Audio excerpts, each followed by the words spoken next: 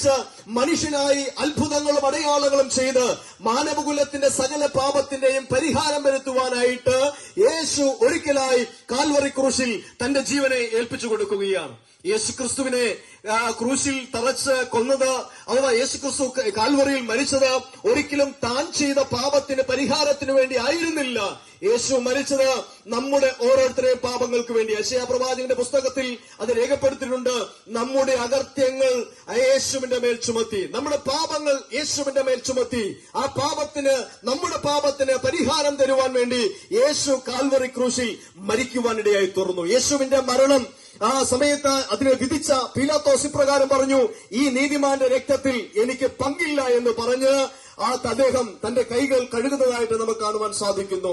പീലാത്തോസിന്റെ ഭാര്യ ഇപ്രകാരം പറഞ്ഞു, ആ നീതിമാന്റെ കാര്യത്തിൽ ഇടപെടരുത്. ഇനി യേശുവിനെ ഒറ്റിക്കൊടുത്ത യൂദാസ് ഇപ്രകാരം പറഞ്ഞു, കുറ്റമില്ലാത്ത രക്തത്തെ ഞാൻ കാണിച്ചു കൊടുത്തിരിക്കുന്നു. അങ്ങനെയെങ്കിൽ യേശുക്രിസ്തു മരിച്ചത് കാൽവറി ക്രൂശിൽ, യേശുവിന്റെ പരമയാഗം നടന്നത്, യേശുക്രിസ്തു പാപിയായിട്ടില്ല, അവൻ പാപരഹിതനായിരുന്നു. നമ്മുടെ പാപമെല്ലാം യേശുക്രിസ്തുവിന്റെ മേൽ ചുമത്തി നമ്മുടെ പകരക്കാരനായി ക്രിസ്തു തീരുകയാണ്. അങ്ങനെയെങ്കിൽ മനുഷ്യന് എങ്ങനെ മോക്ഷം പ്രാപിക്കാൻ കഴിയും, രക്ഷ നേടാൻ കഴിയും? പാപം ചെയ്യുന്ന മനുഷ്യൻ മരിക്കണമെന്നാണ് ദൈവിക നിയമം.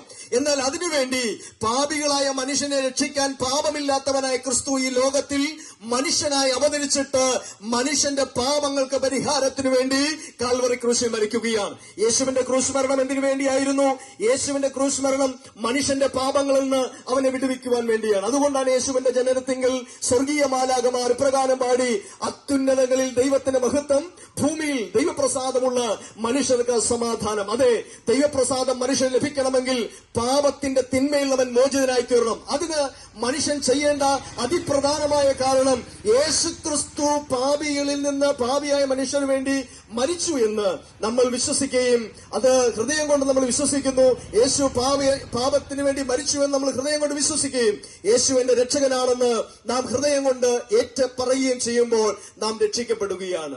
ആ രക്ഷയുടെ അനുഭവത്തിലേക്ക് വരികയാണ്. അതുകൊണ്ട് ആ വിശുദ്ധ ബൈബിൾ പറയുന്നത്, മറ്റൊരുത്തരിലും രക്ഷയില്ല, നാം രക്ഷിക്കപ്പെടുവാൻ ആകാശത്തിന്റെ കീഴിൽ മനുഷ്യരുടെ ഇടയിൽ നൽകപ്പെട്ട യേശുവിന്റെ നാമമല്ലാതെ മറ്റൊരു നാമമില്ല. അതുകൊണ്ട് സുപ്രസാദകാലം ഇതാകുന്നു രക്ഷാദിവസം.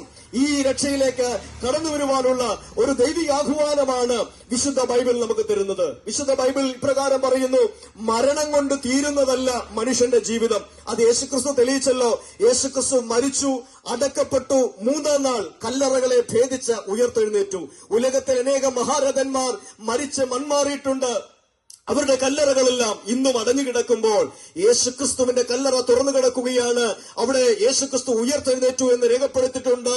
അവൻ അവിടെ ഇല്ല എന്ന് രേഖപ്പെടുത്തിയിട്ടുണ്ട്. യേശു ഉയർത്തെഴുന്നേറ്റു, മരണത്തെ ജയിച്ച് ഉയർത്തെഴുന്നേൽക്കാനിടയായി തീർന്നു. അങ്ങനെ ദൈവപുത്രൻ എന്ന് താൻ തെളിയിക്കപ്പെടുവാനിടയായി തീർന്നു. അതുകൊണ്ട് ഇന്ന് പാപിയായ മനുഷ്യന് രക്ഷ നേടുവാനുള്ള അതിപ്രധാനമായ ഒരേ ഒരു മാർഗമേ ഉള്ളൂ.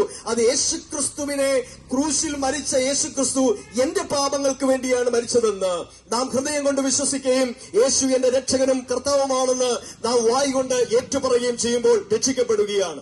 മനുഷ്യന്റെ ഉള്ളിൽ ദൈവം നൽകിയിരിക്കുന്ന ഒരു ആത്മാവുണ്ട്. അതുകൊണ്ടല്ലേ മനുഷ്യനെല്ലാം മരണാനന്തര കർമ്മങ്ങളൊക്കെ ചെയ്യുന്നത്? അവൻ ആത്മാവുള്ളത് കൊണ്ടാണ്. മനുഷ്യൻ ആത്മാവുള്ള ജീവിയാണ്. അപ്പൊ മരണത്തിന് ശേഷം മനുഷ്യന്റെ ശരീരത്തിൽ നിന്ന് ഈ ആത്മാവ് വേർപെട്ടു പോവുകയാണ്. ഈ ആത്മാവിന്റെ മോക്ഷത്തിന് വേണ്ടി മനുഷ്യൻ പല കാര്യങ്ങൾ ചെയ്യുന്നു. എത്ര ധനികനായ മനുഷ്യനാണെങ്കിലും, എത്ര ഉന്നതനായ മനുഷ്യനാണെങ്കിലും, മരണമെന്ന യാഥാർത്ഥ്യത്തിലൂടെ മനുഷ്യൻ കടന്നുപോയേ മതിയാകുകയുള്ളൂ. അത് ദൈവം മനുഷ്യനെ നിയമിച്ചിരിക്കുന്ന ഒരു വ്യവസ്ഥയാണ്. ഒരിക്കൽ മരിക്കുകയും പിന്നെ ന്യായവിധിയും ദൈവം മനുഷ്യർക്ക് നിയമിച്ചിരിക്കുകയാണ്. ആ നിയമനം മാറ്റുവാനായിട്ട് നമുക്ക് കഴിയത്തില്ല. അത് എത്ര ധനവാനാണെങ്കിലും, എത്ര കോടീശ്വരനാണെങ്കിലും, എത്ര അറിവുള്ള മനുഷ്യനാണെങ്കിലും, എത്ര വലിയ ഉന്നതനാണെങ്കിലും, മരണമെന്ന യാഥാർത്ഥ്യത്തിന് മുമ്പിൽ മൗനം പാലിച്ച് ആ 6 അടി മണ്ണിലേക്ക് മനുഷ്യൻ ദൈവം വിളിക്കുമ്പോൾ മടങ്ങിപ്പോയേ മതിയാകുകയുള്ളൂ. വിശുദ്ധ ബൈബിൾ ഇപ്രകാരം പറയുന്നുണ്ട്, ഒരു മനുഷ്യൻ സർവ്വ ലോകവും നേടിയാലും അവന്റെ ആത്മാവിനെ നഷ്ടമാക്കിയാൽ അവന് എന്ത് പ്രയോജനം?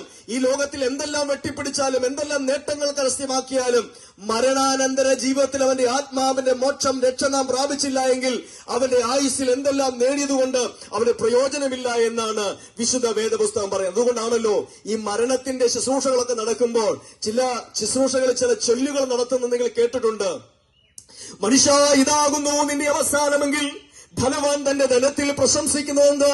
ഇതാകുന്നു നിന്റെ അവസാനമെങ്കിൽ സൗന്ദര്യമുള്ളവൾ തന്റെ സൗന്ദര്യത്തിൽ ആഹ്ലാദിക്കുന്നതെന്തിന്? ഇതാകുന്നു നിന്റെ അവസാനമെങ്കിൽ ജ്ഞാനികൾ നിന്റെ ജ്ഞാനത്തിൽ ആനന്ദിക്കുന്നതെന്തിന്? ഇതാകുന്നു നിന്റെ അവസാനമെങ്കിൽ ധനവാൻ തന്റെ ധനത്തിൽ പ്രശംസിക്കുന്നതെന്ന്. അതെ, എല്ലാ മനുഷ്യന്റെയും അവസാനം നൈമിഷികമാണ്. നമ്മളൊക്കെ ഈ ലോകത്തിൽ ജീവിച്ചിരിക്കുമ്പോൾ ഞാൻ ഏറ്റവും വലിയവനാണെന്ന ചിന്താഗതിയാണ്, എന്നെ കൊണ്ട് ചിലതൊക്കെ സാധിക്കുമെന്ന ചിന്താഗതിയാണ്. നോക്കണേ, ഓരോ ദിവസത്തെയും പത്രമാധ്യമങ്ങൾ നമ്മൾ വായിക്കുമ്പോൾ നിസാരമായ ചെറിയ ചെറിയ കാര്യങ്ങൾ, ചെറിയൊരു അറ്റാക്ക് വരുന്നു, മനുഷ്യൻ മരിച്ചു പോകുന്നു, നടന്നു നീങ്ങുന്ന മനുഷ്യൻ പെട്ടെന്ന് ആ ഉലകത്തിൽ നിന്ന് മാറ്റപ്പെടുകയാണ്. മനുഷ്യൻ നിസാരനാണ്. ബൈബിൾ പറയുന്നു, ഏതു മനുഷ്യനും ഉറച്ചു നിന്നാലും ഒരു ശ്വാസത്തിന് തുല്യനാണ്. അങ്ങനെ ശ്വാസത്തിന് തുല്യനായ നൈമിഷികനായ ജീവിതം നയിക്കുന്ന മനുഷ്യനാണ് നാം ഓരോരുത്തരും. അതുകൊണ്ട് നമ്മുടെ നിത്യജീവന്റെ രക്ഷയ്ക്ക് വേണ്ടി നാം പ്രയത്നിക്കണമെന്ന് വിശുദ്ധ ബൈബിൾ രേഖപ്പെടുത്തുകയാണ്. ബൈബിൾ പറയുന്നു, ഒരു മനുഷ്യൻ സർവ്വ ലോകവും നേടിയാലും അവന്റെ ആത്മാവിനെ നഷ്ടമാക്കിയാൽ അവന് എന്ത് പ്രയോജനം? നമ്മുടെ ആത്മാവിനെ നഷ്ടമാക്കരുത്. ഈ ആത്മാവിന്റെ രക്ഷയ്ക്കുള്ള സന്ദേശമാണ് ഇന്ന് വൈകിയ സമയത്ത് ഈ ദേശത്തോട് ഞങ്ങൾ വിളിച്ചു പറയുന്നത്.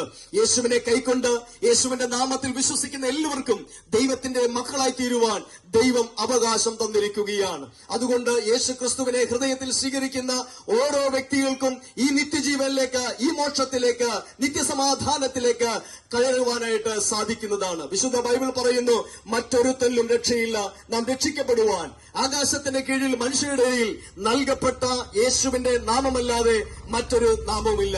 ആ യേശുവിന്റെ നാമത്തെയാണ് ഞങ്ങൾ ഈ ദേശത്ത് ഉയർത്തുന്നത്. മനുഷ്യന്റെ ഹൃദയത്തിലെ പാപത്തിന്റെ ചിന്തകൾ, അവന്റെ പാപത്തിന്റെ പ്രവൃത്തികളൊക്കെ ജീവിതത്തിൽ മാറിയിട്ട് അവൻ ശുദ്ധീകരണമായി പ്രാപിക്കണമെങ്കിൽ യേശുവിന്റെ രക്തത്താൽ നാം കഴുകൽ പ്രാപിക്കണം. യേശു കാൽവറിയിൽ ചൊരിഞ്ഞ തിരുനിടം കൊണ്ട് നമ്മുടെ പാപങ്ങൾ മായ്ച്ചു കളയുവാൻ യേശുവിന്റെ അടുക്കിലേക്ക് ഓരോ മനുഷ്യൻ